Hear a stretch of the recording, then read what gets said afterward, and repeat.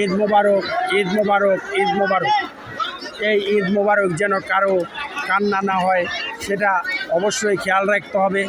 আপনারা একটু দেখে শুনে উপরে উঠবেন, দেখে শুনে উঠবেন। যেভাবে রিস্ক নিয়ে আপনারা ওঠার চেষ্টা করছেন, এইভাবে রিস্ক নিয়ে কখনো কোনো দিকে যাওয়া ঠিক নয়। দেখতে পাচ্ছেন কিভাবে উঠছে, দেখতে পাচ্ছেন কত কষ্ট করে উঠছে।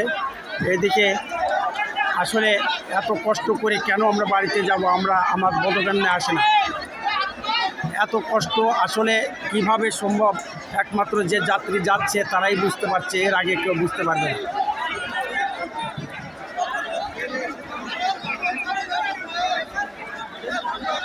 যেদিকে তাকাবেন সেদিকে মানুষ আর মানুষ, চারিদিকে মানুষ আর মানুষ, শুধু গাড়ির জন্য অপেক্ষা করতেছে। এটা আসলে খুবই কঠিন একটা অবস্থার মধ্যে